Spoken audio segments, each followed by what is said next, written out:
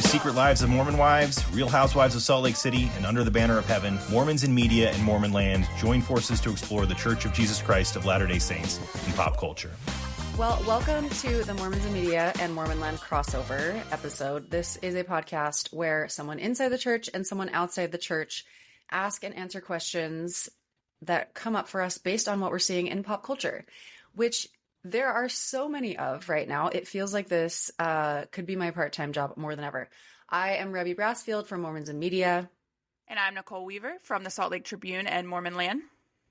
Amazing. So, Nicole, what are you thinking about Whitney going to Broadway? She did it. She's really doing it. How are you feeling about this? I love it. I am so happy for her.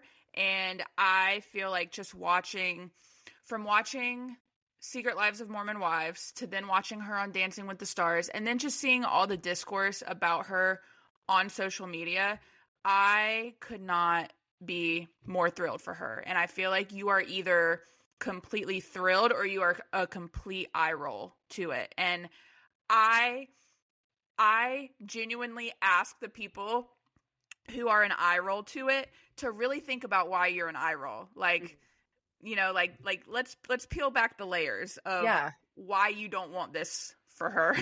Yes. So I guess for anyone who is not familiar, we're going to go through this episode. We're talking about everything that's happening in the world of Secret Lives. We might touch on some stuff that's happening in Housewives.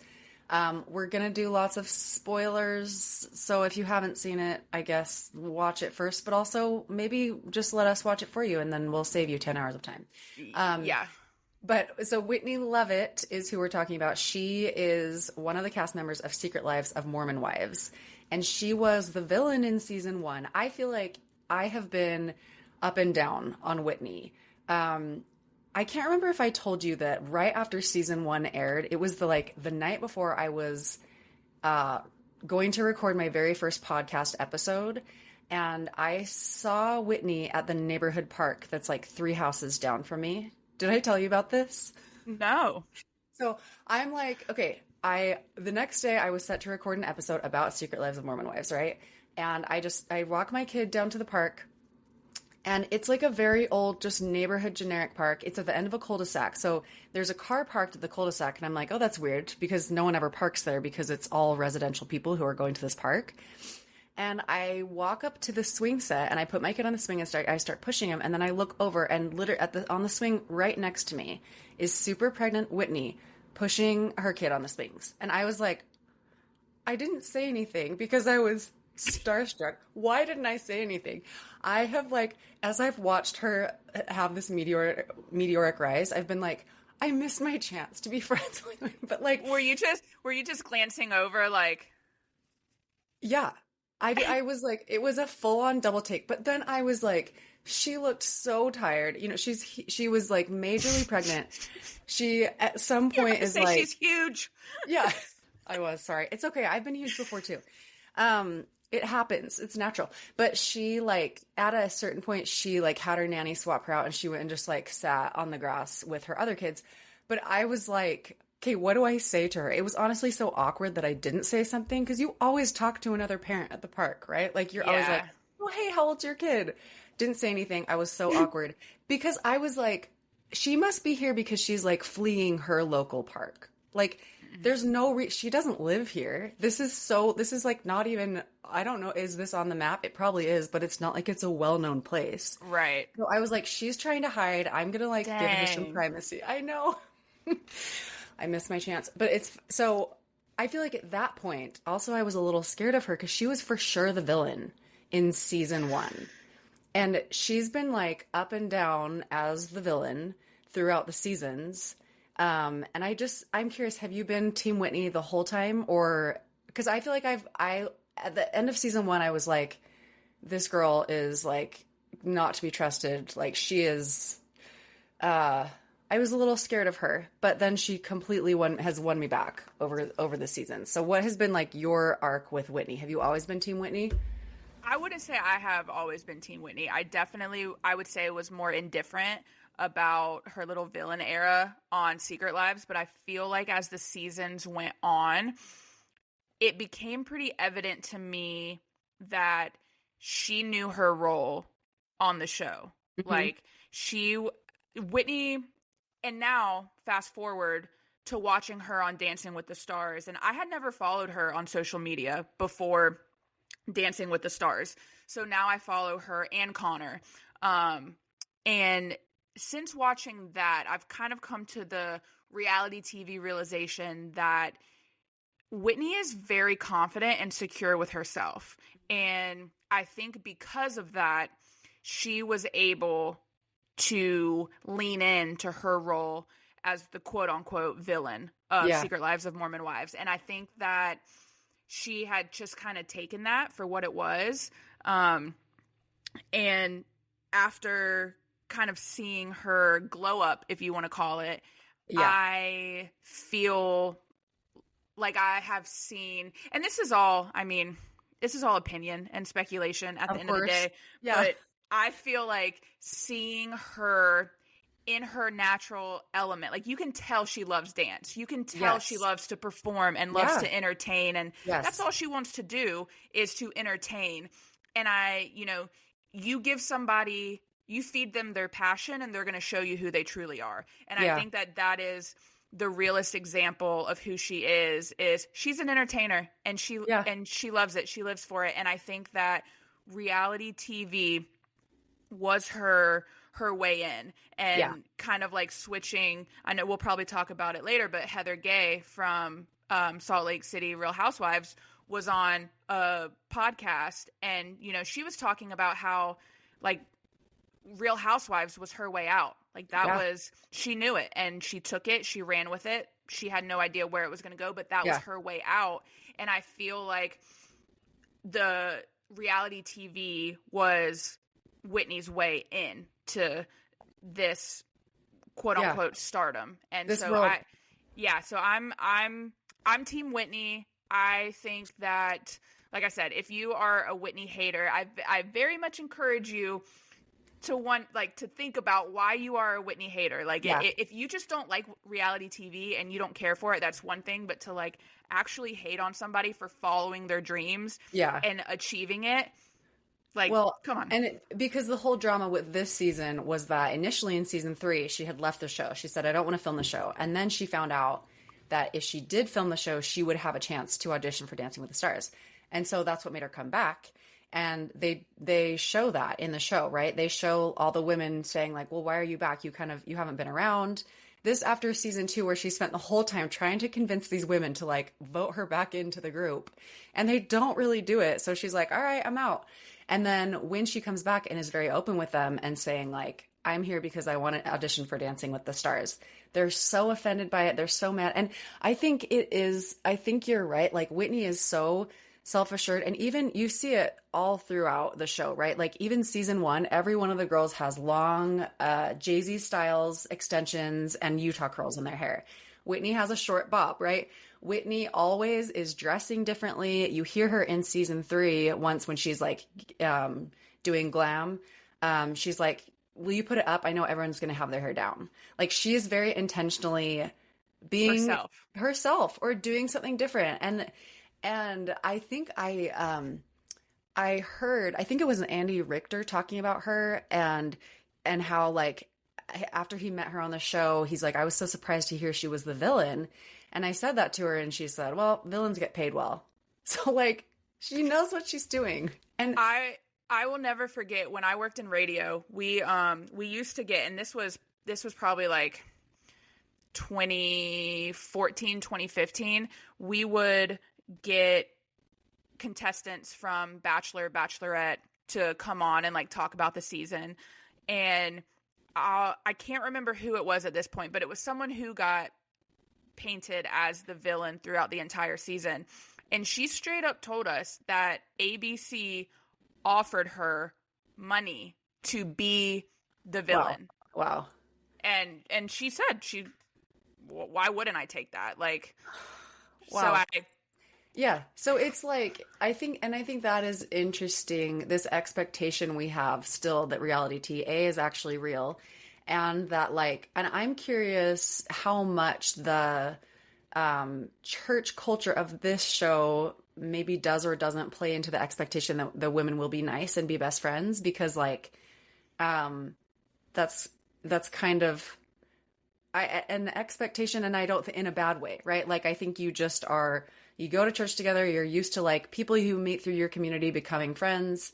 But I think this whole idea that, that mom talk is some noble thing that needs protecting is just, it's wild. So I'm so excited for Whitney. And it's not like when you first told me, okay, there are rumors that she's going to be on Broadway, I was like, that's insane. Like, TikTok has lost its mind. But understanding this role in Chicago, and that it has, historically over the last, decade plus this role has been given to a celebrity, and that one of them was one of the winners of Dancing with the Stars, right? There's so much precedent for this. Like, it's not like she's, like playing the lead in Hamilton, like, right. Yeah. She is, it's not, it makes more sense once you, I think, understand the context. Yeah, I think so too. And I'd be curious. I know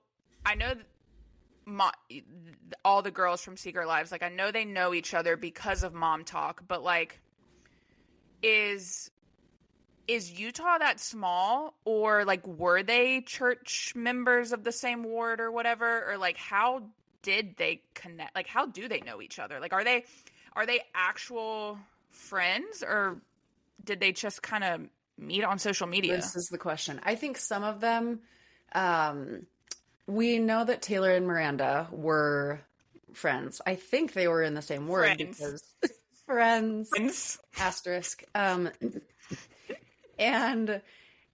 then the others, I'm pretty sure the others kind of just met through social media, because I just read Macy Neely's book, and she talks about like going over to do TikToks and like meeting this group of women.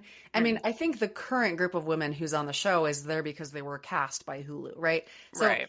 And again, like, I'm sure they're playing that up for the drama of the show, but, and maybe this is just me bringing my, like, awareness of my bias, I guess, just because I think if you grow up in the church, like, I am, all of my life, pretty much, I've had like a large in quantity group of girlfriends. And I'm not saying like, this is how popular I am, just because like, I don't know, because in church, there were a dozen girls in my ward and neighborhood that I went to church with, I went to camp with. So we became close. And then, in high school, I like danced. And so all those girls became close. And then in college, I don't know why. And maybe that's not unique, but like, I feel like, I feel like the big group of girls is a thing. I am wondering, this is a question for the audience. Is this a Mormon thing? It feels like it is to me. Like, just, I think it is. When I lived outside and I would like, or like at my wedding, like friends, coworkers who came to my wedding and they were like, what is this huge group of girls? And I'm like, well, I made friends. Those are my friends, but then they all got married. So I had to make new friends. And then that group got married. And then, this is my third round of friends. And so by now there's like a harem of us, So, yeah. I will say, I do think that like, that is a positive thing that comes from the church, because I was listening to this podcast. I think it was Mel Robbins. And it was just talking about the kind of like the loneliness epidemic and how we grow up and everything is such a team sport. Like, and I think the universal part is that when you are young, like you're all like, everyone's invited to everyone's birthday party. Like you're going there. When you go to elementary school, middle school, high school, like chances are you are continuing to the next grade, the same school with these people. So you grow up knowing everyone around you. And then for most people, I'll say for the other 49 states, you go to college and everything turns from a team sport or a community gathering to everyone's now individualized and everything's on their own timeline. And like you said, like people get married, people have kids, people travel, people, fall off and all of these things, but you lose contact. And I feel like that is a positive thing that can come from that culture, Utah culture, is you are given the sense of community. Mm-hmm. And that like in college you're still going to church, and so you still have like some community experience intact. Yeah. When those like extracurricular things, because unless you're doing like college, sports or something, being part of a team in college, that is or sorority or something, that's harder to find. Yeah. So because you're not going to, I mean, I went to NC State, and while when I got to be like a junior or senior, there were smaller class sizes of, I don't know, 20, 30, but for the most part, you're going to lectures with 100, 150 people. You're not meeting people in there. And if you are, it's very, short conversations about homework or a test or something. It's not, I feel like it's very rare to, as you go on in life, to be presented with opportunities to have more friend groups and to say, oh, okay, well, that's okay. I can still get my sense of community and friendship from this group of people. Yeah. And that's interesting, because now I'm thinking like, when I first started at BYU, my first couple years at BYU, I was pretty miserable because of that. I felt like there was a million people, but I felt so lonely. Like it felt really hard to make friends. It felt weirdly cliquey. And then I got in my major and it totally changed because it was a smaller group. But then I'm thinking about, leaving Utah and then, going to LA. It was like, well, here are the people I met at church and we're going to stick together because we're weird. We want to hang out with our coworkers, but like sometimes it makes more sense for us to hang out together, so maybe that sense of kind of like isolation outside Utah helps form those groups. I don't know. Yeah. I mean, and too, I do feel like, while I think in some degree, like a sense of like identity crisis is needed for everybody to figure out who you truly are. Like, I just kind of think about my college experience and how, like, I mean, growing up in North Carolina and probably any place outside of Utah, like, people are drinking in high school. Like, people are throwing house parties and drinking before football games and this and that. So, like, I remember being in high school thinking to myself, this is what the cool kids do. Like, cool kids are drinking before a football game, or cool kids are being invited to these house parties and stuff like that. So that carried over to college, to where I feel like I became a social drinker. But now, that I'm in my 30s and I can, do whatever I want, I'm like, I actually really don't enjoy, drinking and partying. And it was very much something that I felt like I had to do to be social and to interact with other people who were drinking, because it does become weird when you're around a bunch of people drinking and it's like, oh, why aren't you drinking? Here, have a drink. Why aren't you drinking? And it's like, okay, like, I'm only so strong. I'll just say yes eventually. Yeah, for sure. And I felt like I had, moments where, and that was always, fine for a time at work stuff. But then there was a point where I was like, okay, it's time for me to leave. And I would just slip out the back and no one knew otherwise. But, often it would be like me and like the person who had been in AA that were hanging out together, that was like, okay, we have each other like for very different reasons. But I'm glad we have each other. So, okay, what did you think of this season overall compared to last seasons of Secret Lives? Ooh, That's a big question. Where to dive in? Maybe we should start with this question you had, because kind of the crux of this season, I feel like this season deals a lot with the marriages between the men and women. Kind of starting with this, not rumor, this piece of news we learned, which is that Jesse had an affair with Marciano, if we can call it that. I feel like, okay, if your marriage is bad and you get drunk and you kiss someone, I don't know, is this an affair? Who knows? But like, there's this whole thing about how she talks about how it's an emotional affair. And you had a comment that made me think, are emotional affairs, is that a Utah thing? Is that a term? Or tell me your thoughts on that. Yeah, so I had this I got scolded by my wife when I raised these. So this is probably a hot take, because yes, let me start this out by saying, like, yes, an emotional affair is real. Like, I do believe that there are lines that can be crossed in a marriage that aren't physical. Yeah. Absolutely. Yeah. But we're all grown. like Jesse's 30 or however old she is. Like, you know, she's not this quiet, innocent, you know, little schoolgirl, you know, like she's seen some life and she's been through some things. Yeah. And I think, this is my personal opinion, when you are hammering the fact that it's an emotional affair because your husband treats you so poorly, you need to get validation elsewhere. Like, that's not saying that's fine, but that's one way to go about it. But like, I feel like here, for the people that I know who had affairs, like, let's be so for real, like you're having sex. Yeah. Like you like, you went to this man's hotel room, you were around him drinking. If I was straight and I found out a man had taken a sex enhancer pill to be around me, I would be so icked out if I didn't want anything with him. Like, that would ick me out so bad to where I'd be like, you need to get away from me. Yeah. And I just think that her trying to play it down by saying, oh, we kissed twice, like, okay. I mean, you're skeptical of, you think maybe she's hiding something? Yeah, because I'm like, okay, there's so many different layers of kissing. Like, I mean, did you peck him? Did you make out with him? Like, it's like, even the affair is wholesome.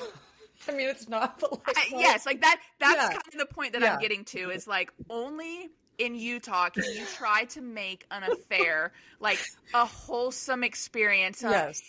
Oh, he's bringing, here's this man, which, by the way, Jordan never talked about this, but here's this man coming to meet me to take a lie detector test so I can prove that I didn't have sex with you. Yeah. But thank you so much for bringing me flowers. Oh my God, they match me. How beautiful. Like, seeing the way she treated him in real life was weird. I was like, okay, she has Stockholm syndrome. Like, she was, and I feel like I wonder if it maybe has more to do with Demi, like, because Marciano allegedly kissed Demi in the Vanderpump Villa, right? That was what all last season was about, us trying to figure out, okay, did Demi kiss Marciano?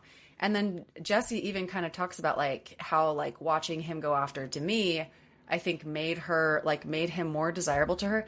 Maybe one of my favorite moments this season is where all the girls finally meet Marciano, and it cuts to Taylor's interview where she says, now that I've met Marciano, I see it. And she's like, no, I don't. I don't see it. Like, why are they all fighting with this guy? Like, how much of that do you think is produced? Like, are they trying to get him on this show? Is he a cast member on the show now? Like, I want him to go away. I do too. And like, if we are, so with some context to this conversation is, in this season, it's revealed that Demi accuses him of sexual assault, which, huge thing. And this is, like I said, this is all my opinion. And I think from Hulu's perspective, I think that they were ready to end it at the lie detector test. And then I don't think that Demi, I think Demi thought her being the villain would go the same way as Whitney did, where it was like a roller coaster, where it was like, oh, she's the villain, but it's fun. Yeah. Some people like her, some people don't. I really think, especially after watching this, the reunion, I think that Demi thought that this season wouldn't be that bad for her, because I mean, and I think that's why he has become more of a storyline, is because they're like, okay, well, like, you're throwing out these allegations, you're doing this, like, we can't just let him, like yeah, you know, yeah. And even that, I'm like, now that you mentioned the wholesome affair thing, I'm like, is her calling that assault. And that was a really interesting and like incredibly icky tension of this season, was like all the girls being like, we're not denying abuse. Like, we're not trying to, like, we would never, like, disbelieve a victim, because somehow all of them have been assaulted. That's another thing that's, like, freaking me out. And do you feel like you are seeing the narrative that, like, that assault is now synonymous with LDS culture? Because I'm like, is this real? And I'm so naive. So I, no lie, like I have, my wife and I have this conversation often of how lucky are we that we don't relate? Like, Yeah. we don't, out of all of the, I don't know, out of all the situations that we have put ourselves in our lives, like, how lucky are we? So I do think that we are now in a time and age of, I don't know, like, because more people are talking about it, you know, like they're okay with it, or not okay with it, but like they're okay with bringing it to light because it does show a sense of taking control of their own narrative. So Yeah, so maybe we're just more aware of it now. And then I'm also like, these are all such icky things to think and say, but I'm like, okay, what is the correlation between all the people, the kind of like the type of person who goes on this show and the fact that all of them have been assaulted? I am not saying it's their fault, they're asking for. I'm not saying that. I'm trying to understand, why is there that correlation? And like, is it that they're willing to share? And so, and if anyone was more, if any group of people were as willing enough to share to go on a reality TV show, would we also learn that most of them had been assaulted? I don't know. I think it's been like I have wanted to reflect on it, because I am starting to see now, you know, there are a couple organizations that are like trying to shine light on abuse that does happen within the church. And like the headline came up this week that the brother of one of the apostles is now like has been involved in this abuse scandal. So I mean, I just think that is like a horrible takeaway to have had from this show, but like a very, very necessary one. And I like those, I mean, it's like, those allegations are they're so hard to talk about, because like with Marciano, with Demi kind of just like throwing this out there, when multiple of the women say that she told them, I was never a victim, I was flirty, I was whatever. And then for her to throw this out, like it's like, however terrible Marciano is, that's a line you don't cross unless it's right. And so I think it's hard to watch allegations come out about people in the church, because that's just something that I never want people to be casual about, or assume that, oh, this happened to this person, like, oh, that must be rampant in the church. So I don't know. I don't even know what to say about it. It's just I don't know that it's necessarily, this is my take as someone who's not religious. I think that growing up religious and, you know, being placed in all these situations, I do think that, especially in the past, I know that times are changing and people are trying to change institutions and stuff, but I do think that to some degree, religion is very patriarchal. Like, yeah. Like it places a lot of emphasis on men in power, or making men think that they're dominant and they're powerful. I mean, you take Jesse and Jordan and how the way that Jordan feels that it's okay to shame his wife because she's more successful than him. That is a complete reflection of him being raised to think that he is the man, he is the provider. If he is not, he is less than a man. And I think that that's a very dangerous storyline, because you get men with unregulated emotions feeling a type of way. Well, there's only so many ways that you can take out your frustrations in a healthy manner. And I think that is why it is more of a like, insert religion here is because to some degree, every religion has that men in power authority and that's scary. Like I mean, it's no different than like you're looking at the entertainment industry and you're looking at men in power there, and all of like now we're learning about all these Nickelodeon kids and Disney kids who went through X, Y, and Z, men and women, because of these men in power. Yeah. So that's the sad part is that while everyone can have their own opinions on religion, like it's just sad that it's not a universal experience, right? Like how wonderful is it that some people in their faith of choice have can't relate, and then you have other people, you know, like on Heather Gay's docuseries who have been absolutely destroyed in their life because of their religion. So it's just sad. It's so sad. And I think patriarchal structure, and then you add the layer of like the expectation of sexual purity. And I think what just makes it worse is, you know, it is rampant anywhere, you know, entertainment industry.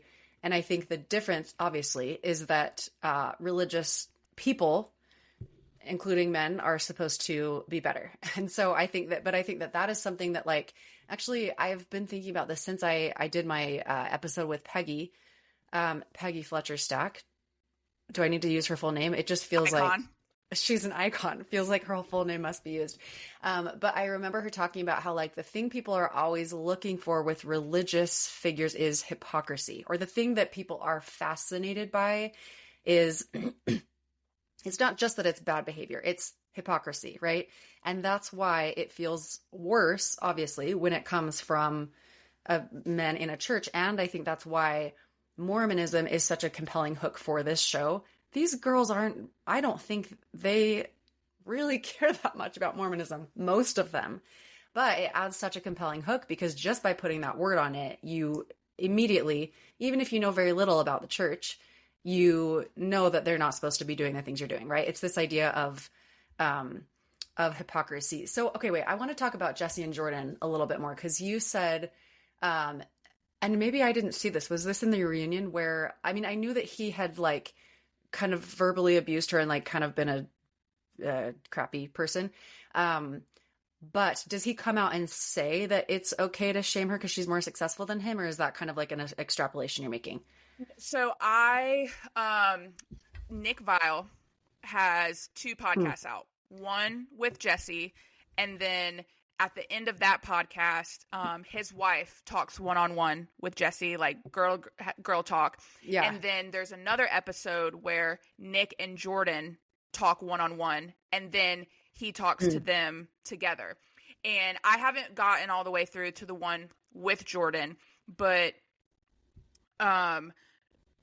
Jesse talks, and I don't know Nick's wife's name, but they talk, and she kind of divulges a little bit into her past and how her first husband, she got married at like 18 to somebody who, and it's like a copy and paste scenario. And this is where I feel like when learning more about these girls and this cast in season 3, the more I learn, the more I'm like, okay, this does seem like very Utah-ish, because she got married at 18, and she simply got married because he was a good Mormon and had a good family, and that is what she thought was good. That's all it takes.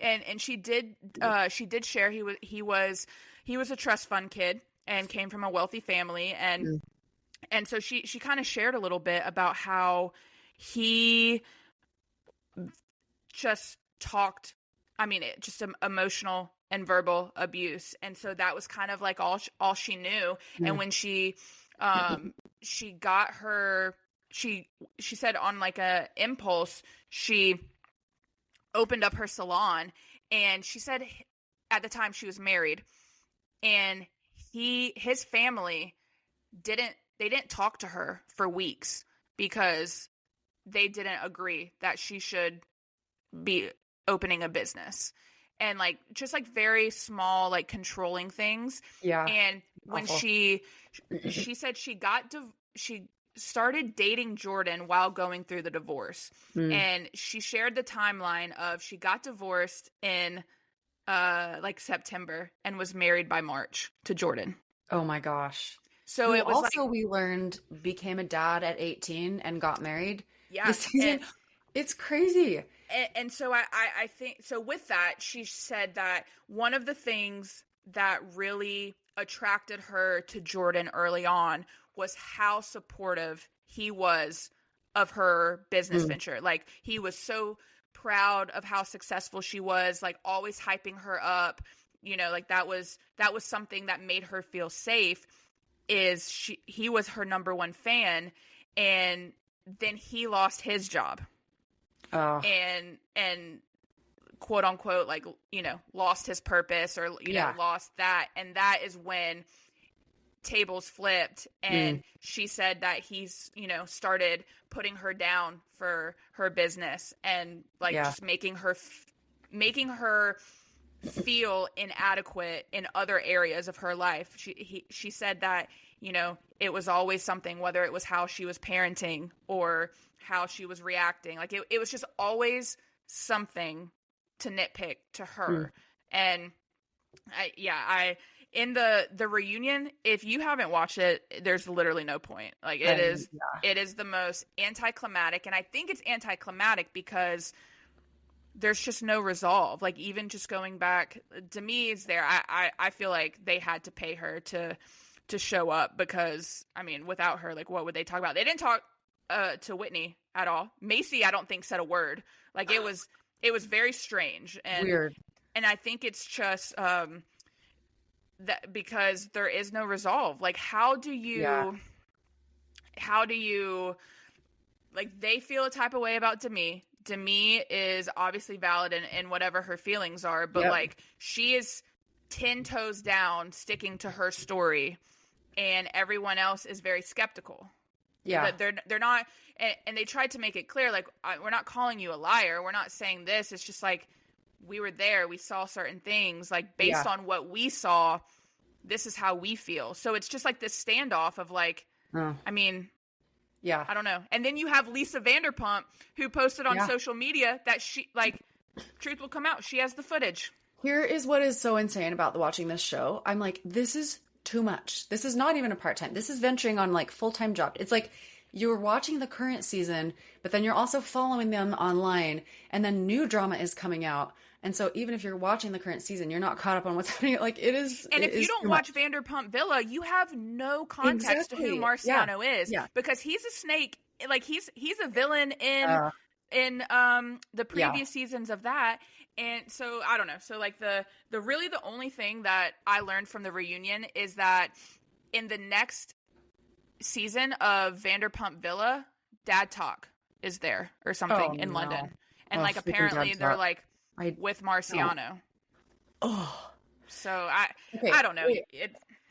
I want to go back to the conversation about Jesse and Jordan, because I think that is very interesting and something that is absolutely a thing in Utah culture, right? Young marriage. Like, and I'm like, do we just need better sex education? Like, would any of them have gotten married if they weren't pregnant? I mean, I guess Jesse wasn't pregnant, but like, I just think, I think that often we talk about, women in the church, how it's so hard. There's so much pressure, you know, that they have to stay home and just raise kids. I mean, that's essentially one of the narratives on Secret Lives, right? Is that these women are smashing the patriarchy by like having jobs that, or by, I don't know, doing dances on TikTok, which is hilarious. But I don't think we really ever talk about how much unhelpful pressure it can put on men to say, you are going to be the provider and it's all going to be on you, and you've got to have 5 kids. And so in today's economy, like, you still got to have 5 kids. And they're not overtly saying that, right? But it's just something in the culture, you know, I guess our age, millennials and a little younger, like, that was kind of how church culture in Utah, it's like, everyone has 4 or 5 kids, and like, it was just fine. Everyone was able to buy a house. That's not really the case anymore, right? And so I think like Jordan, I did think it was interesting how anytime he's talking about the fair, and maybe this is just the edit they gave him, but he's not saying like, I'm heartbroken because I love my wife and it's so heartbreaking that this happened. He's saying it's all about disrespect. This is so disrespectful that she did this. And like, and again, I'm not trying to like, Mormon men are fine. They don't need to, I think a lot of the time, be defended. But I also think that like, to have heard what he's heard his whole life, that this is his purpose. It's like, you know, Mormon women who can't have kids, or, you know, it is like, no matter what it is on paper that your purpose is supposed to be, when you've grown up in a system and a community that tells you that your worth and your purpose is that, to lose it, I think is disorienting. And it is such a bummer. Like it's such a bummer that you see this as a conflict between them. And I'm very curious how real that narrative is and how much they're playing it up for the show. Like, because I feel like one question I have about Jessie that at times has made me be like, do I trust you? Is like, she doesn't need this show for money. And that's one of the things we talked about last episode, how Secret Lives feels especially or uniquely icky because you can tell the women need this show to pay their bills, which is not necessarily the case in Housewives, right? And so I think that like, but Jessie doesn't need the show. And it's like a source of tension. The other girls feel jealous of Jessie that she has this empire they talk about, right? Like her hair empire. And so I'm like, why is she on the show? I think she wants to be famous, I guess, which is fine. But again, that just goes back to like, no one's here for these wholesome reasons, right? Yeah, I think first and foremost, like I think it's a double-edged sword, right? Because you have people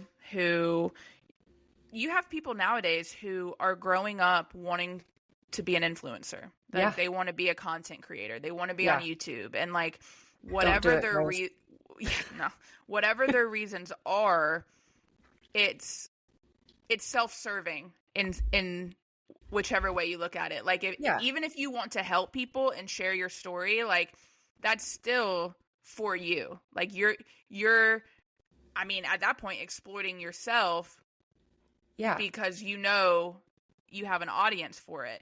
And I think that's why is it because it looks easier than a 9-to-5 job? I'm so curious what the allure is.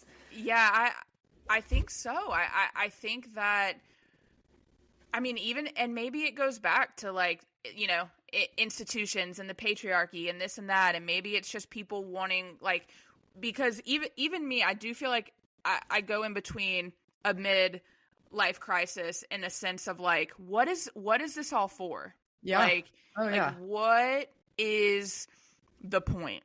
And, you know, I do think that is part of the allure of religion at times, is because it gives you a point. It gives you a reason. It gives you this. And like, and especially during tough times, like, you know, my wife lost her dad recently, and we're not religious. And like, that's the number one thing that she said is like, I wish I was. Like, I wish I could be, because it feels easier. Yeah. Doesn't mean it is easier, but it feels easier. It gives you like a warm hug. Some sense of purpose. Yeah. Yeah. At all times. And so I do think that, you know, part of the allure of being a influencer or, you know, on these reality shows is, okay, I can do it my way. Mm-hmm. And that's why that even just goes back to Demi's storyline, is I don't think she understood the magnitude of what she was doing. Like like I genuinely think that she thought she was going to stir up some drama. It was going to go one way, and then America was going to be on her side again. Mm-hmm. And now, I mean, it was sad to see how distraught she was, at the reunion, and this is a spoiler for the reunion, but she digs herself a hole. Like, her and Jen are fighting and like talking all over each other, and all of a sudden you have Demi saying, Jen, you don't even know what you're talking about. You've never been sexually assaulted. And then you just have every girl going, actually, yes, she has. And like, so it's just like this. It's just like moment of, first off, why would those words ever come out of your mouth of like, No. you've never been, you know? But then Yeah. also like how out of, I don't know, like how now at that point, you are looking at a row of women who have been through this. Yeah. And I think that circling back to like Whitney's glow up, I think that Whitney's purpose was always to entertain. And like I said, like this was her way in.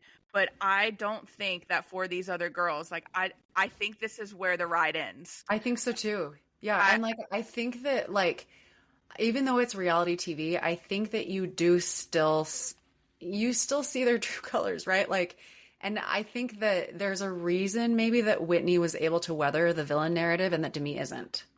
And and maybe it's because this is Demi's real life, and Whitney's like, LOL, this is my job.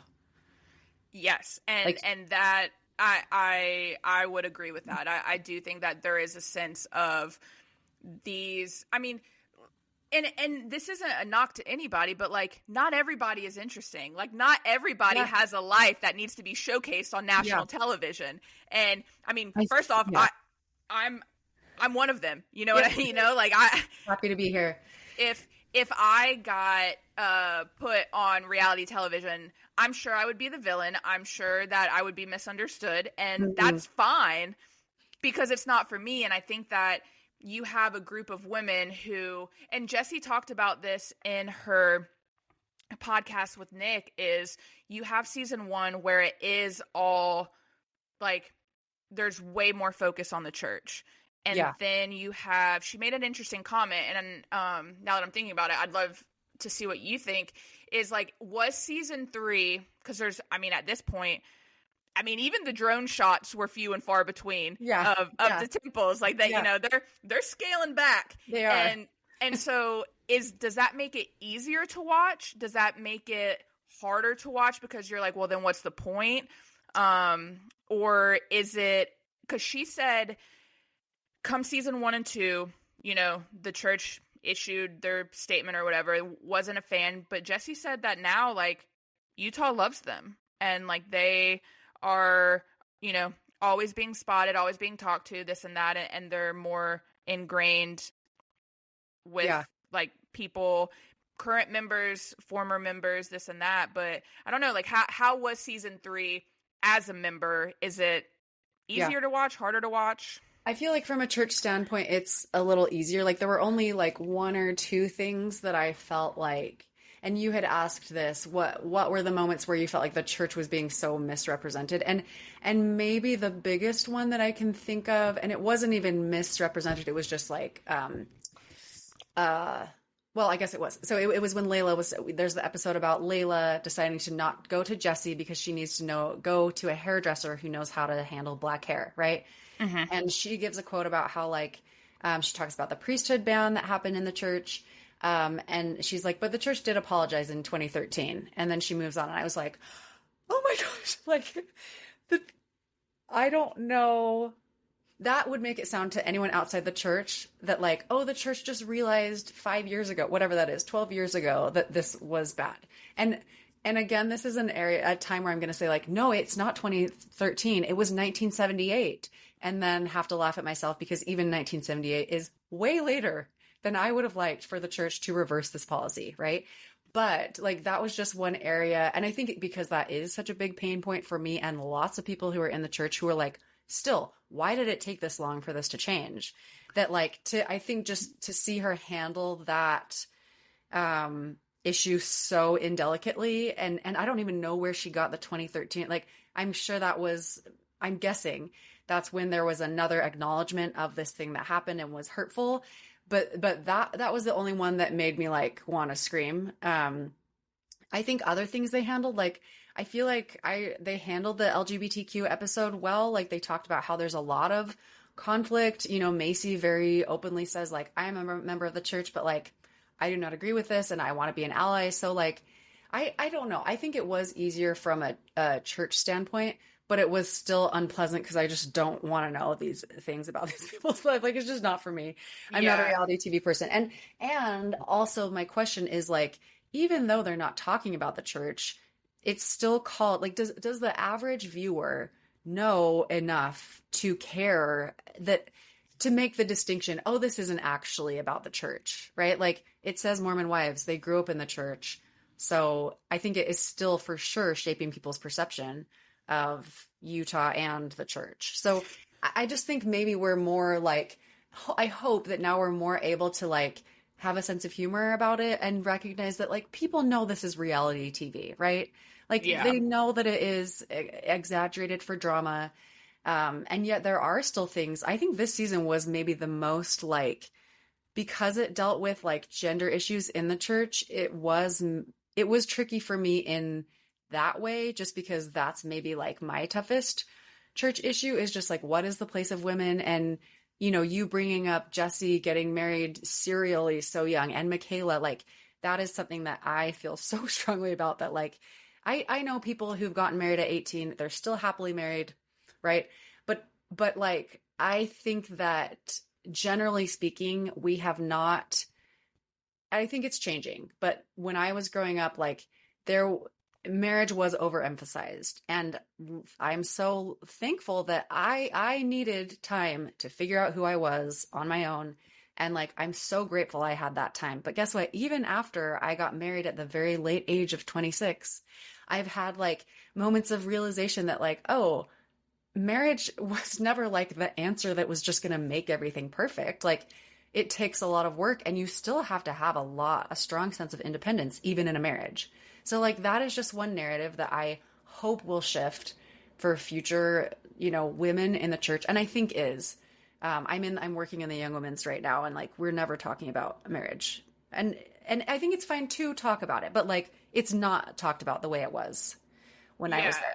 I do think that it is important to say, like, for some people, like I have a cousin who ever from a young age, all I remember her wanting for Christmas or birthdays, like she wanted baby dolls because she wanted to be a mom so bad, like from an early age. And like, I took home ec in high school, got the baby that cries and like, you got to feed it. And I said, yeah, this ain't for me, you know, like, so there's a range of women. Right. And so I do think that for some people, it like marriage and being a mom and having a family, like that is their purpose, and that is what they want to accomplish. And that is regardless of religion. And that is absolutely okay. I think the driving force behind everything is having a partner that respects all sides. Amen. And I think that is like the tricky part of religion, but LDS specifically, because learning, and this wasn't in Secret Lives, this was from her podcast with Nick. She talked more about her religion, and saying how she's legally divorced, but she is still sealed by the church to her ex-husband. Mm-hmm. And because he is a man, he's married and is sealed to another woman. So he is sealed, and she tried to get unsealed. And I might be saying this not 100% correct, but Spark Notes is she tried to get unsealed, and whoever she was talking to basically said she could get unsealed if she's sealed to Jordan.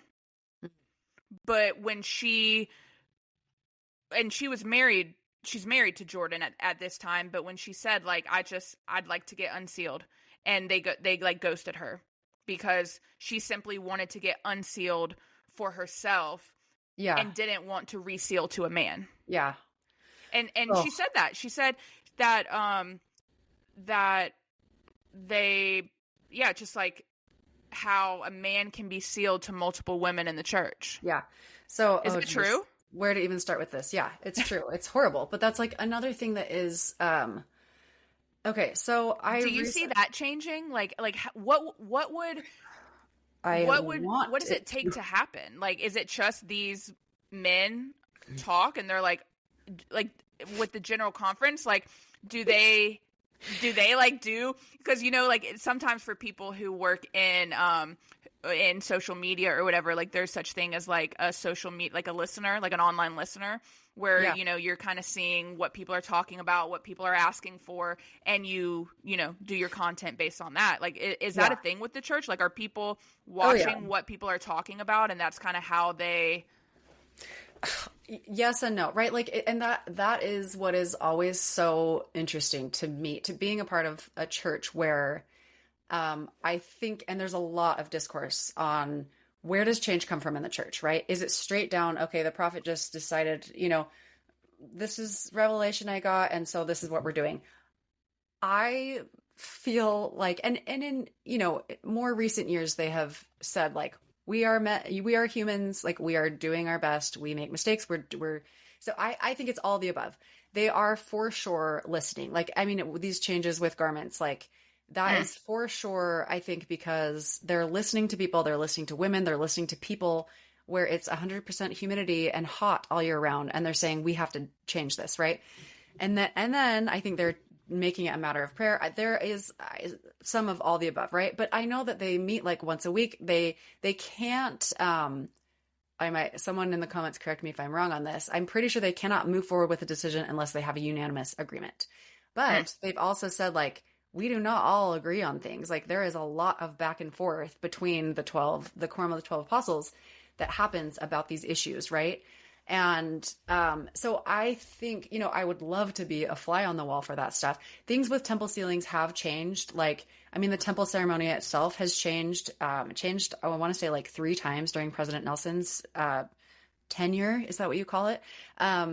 Where it just was like simplified, it was shortened, and it is tied more closely back to Christ. And all the changes he made are incredible. There are things that they've taken out that felt to me like sexist language that like were removed from it. And it's hard because it's like, you know, they're taking this from the Old Testament, which I think was a largely sexist time in our history, right? But it's like, what is the line between, okay, this is what his doctrine and has been true forever, if we're the restored Church of Jesus Christ, what is enduring and what can change with the times and what should change with the times, right? So like, okay, and with sealing, sorry, this is a big question, so I'll probably have lots of thoughts on this. And just so I know, because like I know the word, but like, what is a SparkNote definition of what sealing is? So just acknowledgement? Okay, so here is, I think, a certificate?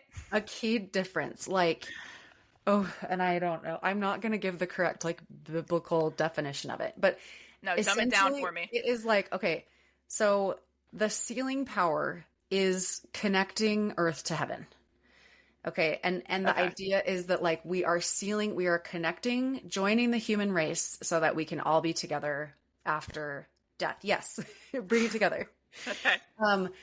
And like, it's interesting. I just recently listened to, there's an organization, Faith Matters, that's spectacular. And they did like a deep dive into polygamy. They did like 5 episodes all on different aspects of polygamy. And one of the things they talked about, they had this historian, Laurel Thatcher Ulrich, on the first episode. And she talks about like the sealing power then. Well, she talks about how, first of all, marriage was not romantic at that time.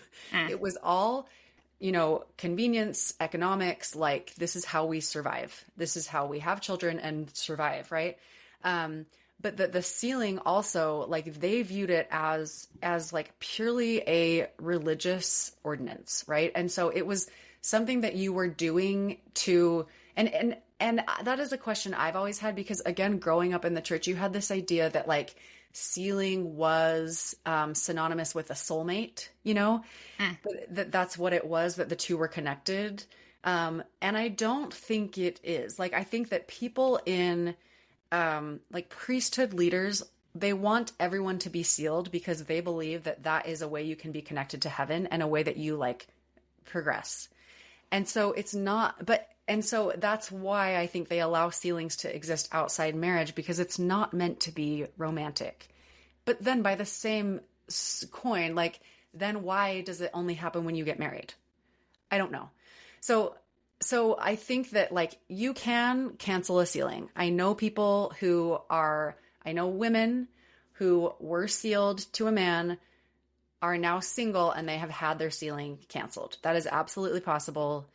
But also, I'm guessing that in Jesse's case, it was like a bishop roulette thing where, like, and this is a huge problem too, I think, is that some leaders are more willing to help with it than others. And like, but I have to believe, please, I have to believe that if she were to really care and like pursue it, that they would cancel it for her. Yeah.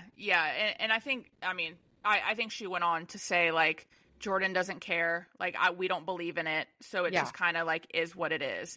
But I just thought that was like super interesting, because even just going back to, like, here's this girl who is trying to fix her marriage, which, you know, I do find it interesting, like, and also very relatable. Like, I will give this show its flowers when it comes to that. Is, I think one of the most relatable things is watching these young couples navigate tough things. Yeah, like it was that specifically from this season was very relatable. Like, oh, they all have issues, and and you know, even the uncomfortable issues, like, between Jace and Michaela. Is that like, and even that, and I even like it, this is a side rant, but even thinking of that, I'm like, okay, so you have your own trauma that you're working through from childhood. Then you get pregnant at 16. You have, like, what, 4 kids? Like, that's how many years of your life are being pregnant? Like, I do think, going back to our conversation of, like, what needs to be taught is, I mean, yeah, I would be scared of sex too. Like, I would associate sex with pregnancy or sex with this, and then like you go through the emotions of losing control of your body and this and that, and it's like it's so much deeper than, oh yeah, like, we haven't been intimate, you know, like, I don't know, like, it's so much deeper than that. And I think that if anything, the show showcases a wide range of maritable problems, and I'm, you know, hope that they're all able to work through them if that's what they want. Like, if Jesse wants to be with Jordan, like, if that's who she actually wants to be with, then I hope he does change.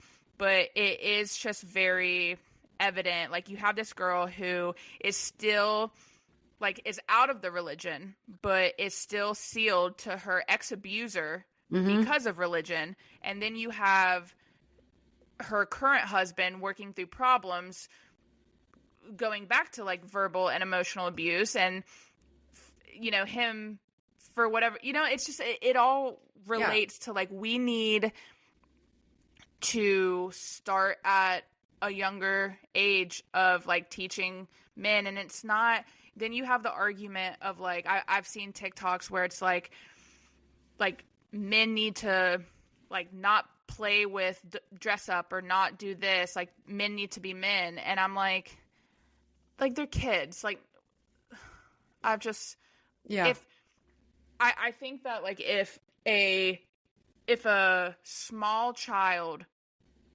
is, like, we all have masculine and feminine energy, right? Like a female has masculine energy and a male has feminine energy. And it's like, I genuinely feel like how in tune you are with yourself is a reflection of how you, like, of how you honor what it is you feel and you need. And I think that that's where a lot goes wrong with men, is they do, like, whether they want to admit it or not, like, everyone has feminine energy. And when you try to, like, just lean into your masculine energy, like, you have parts of yourself you're not honoring. So of course that's going to come out in frustration or in negative ways. And I just think that it could start from a younger age of teaching women, like, hey, like, you need to be good with yourself, and teaching men, like, hey, you need to be good with yourself. You don't need to do X, Y, and Z to be a success. Like, just be you. Yeah. Do you feel like the men in the show do you feel like that is a like widespread thing you see, that most of the men in the show are suppressing or are like trying to be hyper masculine? I think you can see it in some cases, like more so than others. Like I think Connor is an absolute gem. Like He's so great. The way that he speaks, the way that he enunciates, like everything about him is a safe space. And I feel the same about Jacob. Is that his name? Jacob. Yeah. Like I think he's a sweetheart. Like I don't necessarily see like masculine, like overly like masculine. Toxic masculinity. You can tell he does not want to be on the show. In those episodes where like where like he was supposed to be mad at Macy for not telling Jesse to not invite Marciano, and like you could just tell he was just like, you could just tell he was so uncomfortable. He's like, don't put me in this position. Like, I don't want to be here. Like, I'm just a nice guy trying to support my wife. And I kind of felt that about Jace most of the time. I do feel glad that they have some, that they have kind of a range of men too. You have seen a definite arc with Zach on, he's like kind of feels like he's come wholly around to like supporting Jen, even though Jen, I'm sorry, I like her less and less. I don't trust Jen. But let's see. I feel like... What about Grandpa Brett? What do you think about Grandpa Brett? Oh, Brett is the worst. Yeah. He's the worst. He was pretty bad. Like, going to the toxic masculinity, in the first, like, 10 minutes of the reunion, he attacks Zach verbally and calls him names like Munchkin and, like, saying, like, I can't take you serious with that voice, like, with that, like, little voice of yours. So, like, he's attacking things about him that he can't control. Yeah. And to me, that is a clear sign of toxic masculinity of like, why do you feel the need to bring another man down for saying something that you don't agree with? Yeah. Like, I mean, I think Brett and Demi are like a match made in hell. Like a match made somewhere. Seem to, and I don't know. I'm trying to be like, do I need to give them has this show pushed them to their limits? I know she's like struggling with infertility. I'm sure that's hard. I don't know. It's all just a mess. Honestly, Does this show... I'd be pissed too if on a show that I was on, they played pregnancy roulette in the middle of and I think that was the start of the end for her. I think that happened and everything went out the window. She said, I'm going to blow this up. Yep. I know. I feel for her. I do. And I'm trying to remember, like, what was ever her storyline or her hook? Like, is she just the most beautiful person I've ever seen? Is that why she's there? Like, I'm curious why they cast Demi.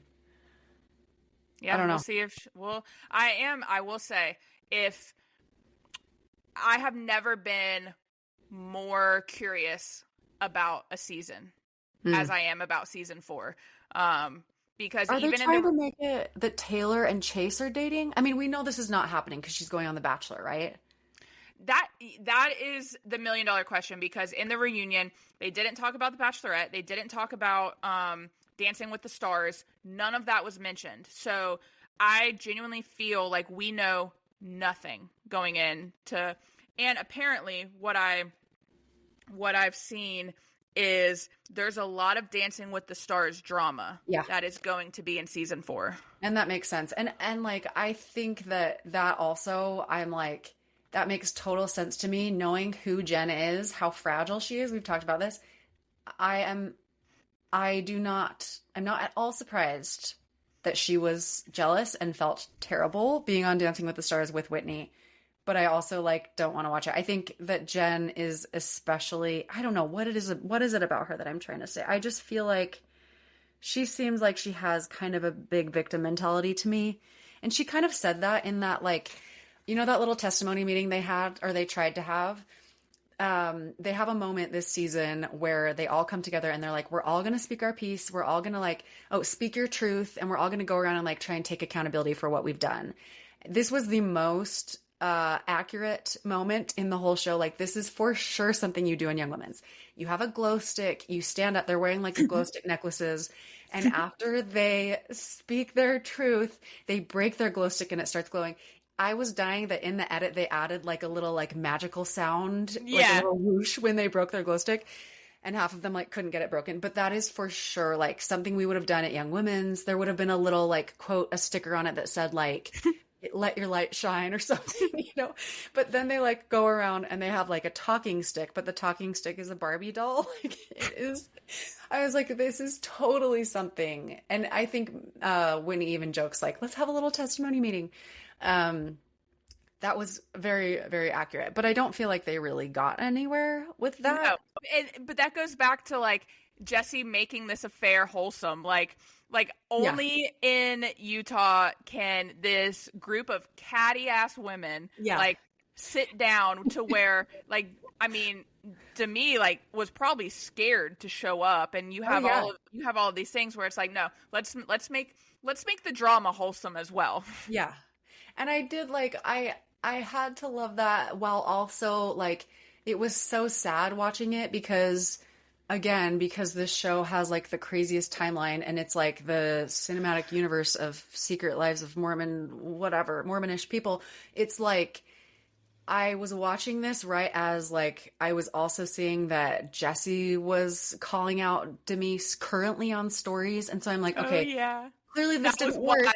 And it was like so depressing. You see Jesse and Demi like hug at the end, and Jesse finally says, I'm just sad we let a greasy man come between us, but you know it's not going to last. And I don't know. I understand that the show can't really continue unless there is conflict and drama, but like it hurts. It like kills some part of my soul to see like women from my community, like just tear each other down. And I don't know, try to prove on national TV like who's a terrible person and who's not. And that goes back to like our last conversation with Eli about like just the difference between the Housewives and this cast is because, I mean, even watching this season, because right now like Real Housewives of Salt Lake City is airing the current season, and I mean it's catty, like it is brutal, like there are some mean things said, but it just feels different because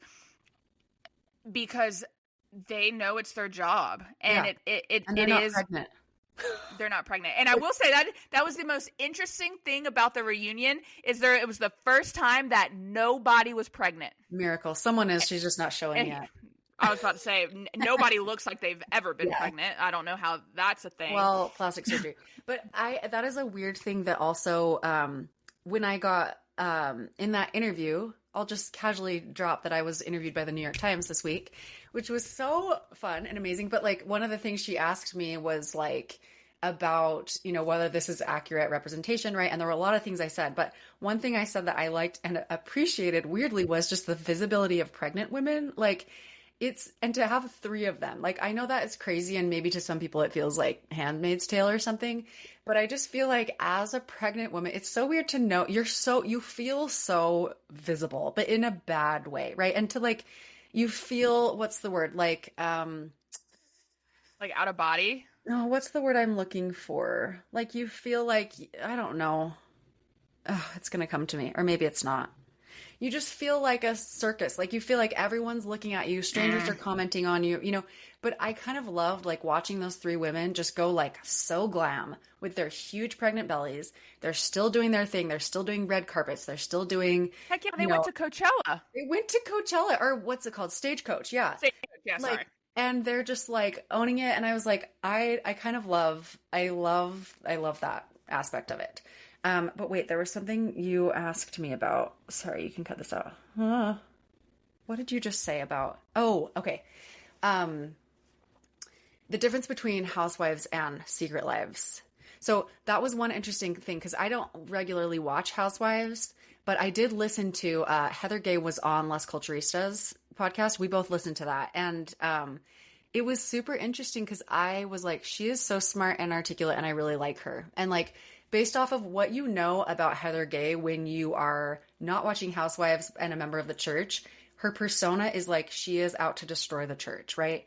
And it seems like in Surviving Mormonism that like maybe that's, I don't know how true or not true that feels and how valid or, you know, that is or isn't based on her experience. But like it was kind of nice to see the facade slip a little bit, or not slip, but just to see like, okay, her Bravo persona is this.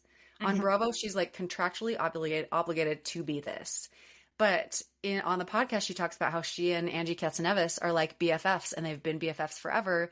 And she kind of acknowledges like, oh yeah, like we're always going to, you know, play it up on screen. But like she speaks highly of all the women. Like she's not going on the show to talk about like, oh, I'm here to actually prove to you that Jen is actually a liar and I hate her, you know, and like a bad person. Yeah. And so I think that's why like regardless of what it says or doesn't say about the church, like that is what feels so icky about Secret Lives right now, is that it is like, let's get receipts so that we can figure out who's a terrible person and who's not. It's well, brutal. and too, and you know, I think it all circles back to like, they are on this show because they need the money. Yeah. And I think that especially it feels, and I think that's why some of it feels desperate and kind of icky and sad, is because I genuinely think that Demi is fighting for her life to get some kind of better representation in the public eye, so that way like the rest of her life is not ruined. Do you know what I mean? Like it genuinely feels like what I don't like, everyone's just fighting for the spotlight, or they want to be seen in the best light. They want to be the favorite. And that is when you start to lose authenticity. Yeah. And you either have to lean in one way or the other. And I think the Housewives, you know, kind of, you know, leaned into like they're playing a role.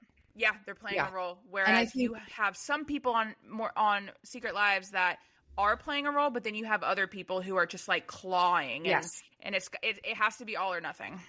I have to wonder too with Demi if it is compounded by the fact that Brett Ingeman was like this hotshot quarterback at one point, that like he also has had, I don't know what he's done career wise. I don't know what like ex-athletes ever do. I think they have like fake jobs and sell cars. I don't know. Sorry. Is that mean? What do they do? No, we have midlife crises and we never grow up. That's like, what it is. So it's like, I feel like I don't know what career he's like transitioned to, and it's not like he had a long Probably career. Sales. Sales. I actually just Googled it, and it's like followed by roles in sales, business development, and executive management, all which feel like fake words to me. So I wonder if it's like compounded by him. Like her partner also is like, I once was in the spotlight, and then I wasn't, and now I'm back, but in this weird way. I don't know. Those two, I worry for them. What will they do? I guess we'll see next season. Do you know, did they say when next season is coming out? It's like tomorrow, isn't it? For whatever reason, I want to say January, but I could be wrong in that. Of Mormon Wives. It says Hulu in early 2026. Okay. But how are we going to watch? So now we have to watch Secret Lives and Bachelorette at the same time. Oh, geez. We could talk about this forever. I gotta go get my kid from the bus. I just realized quickly as we wrap up, what are your thoughts on Taylor as Bachelorette? Are you excited? I'm going to watch because I think that Taylor is an example of she knows her role of this show. I will say, as the seasons have gone on, I have liked her less and less as an individual. I think that she is crucial to the show. I think she's funny. I think that, you know, but in terms of like her for the Bachelorette, I'm going to watch it for the drama and because I know she's going to be absolutely hilarious and brutal and savage. But I do think it is confusing to me because when I think of Bachelor Nation and then I think of the reality TV, like the other types of reality TV, I just don't see Secret Lives of Mormon Wives and Bachelor Nation. Like, I'm just imagine like Taylor being on like Bachelor in Paradise or like, you know, just like mingling with all these other Bachelor Nation exes, and I don't see it. I don't see the crossover. Yeah. But I don't know, because I also think that there has been the downfall of Bachelor. So I think that maybe this is a like Hail It's Mary. like a lifeline. Yeah. Hail Mary, yeah. And I think the thing Taylor, like, she was very zen this season most of the time. And it was like kind of fun to watch her be like the mature one in the group in certain situations.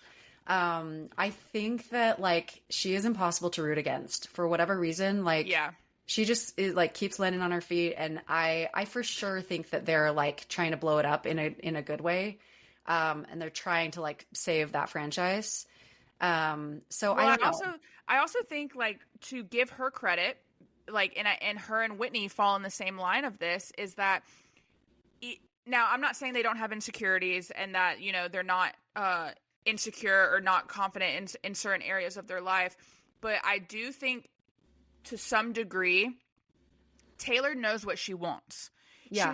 She may not fully believe in what she deserves, which is why she gets in these situations, but she knows what she wants, and she's honest with herself. And I think that is the main component to, like you said, like, you just can't root against her. Same with Whitney, because Whitney's not on there like lying about X, Y, and Z, or, you know, like Taylor, even if it makes her look bad, she's going to tell you the truth. Yeah, she'll own it.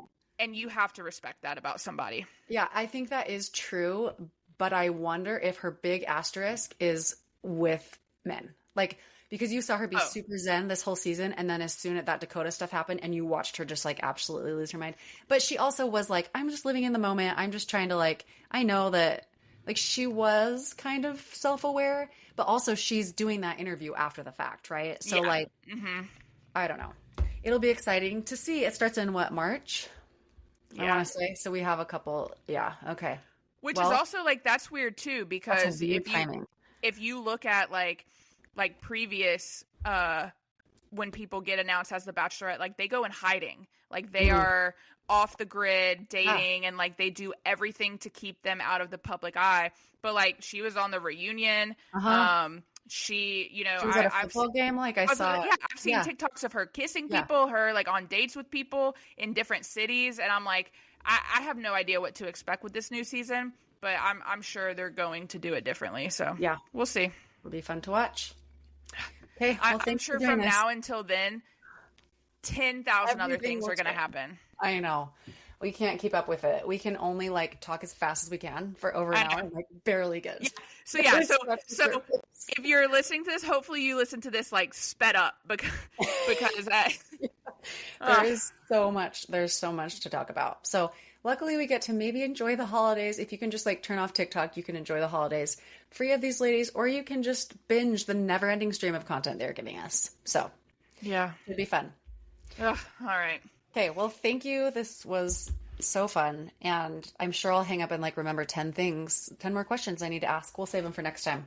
Yeah, well, yeah, we could go on and on and on, but we have real lives to live, unfortunately. Unfortunately, yeah.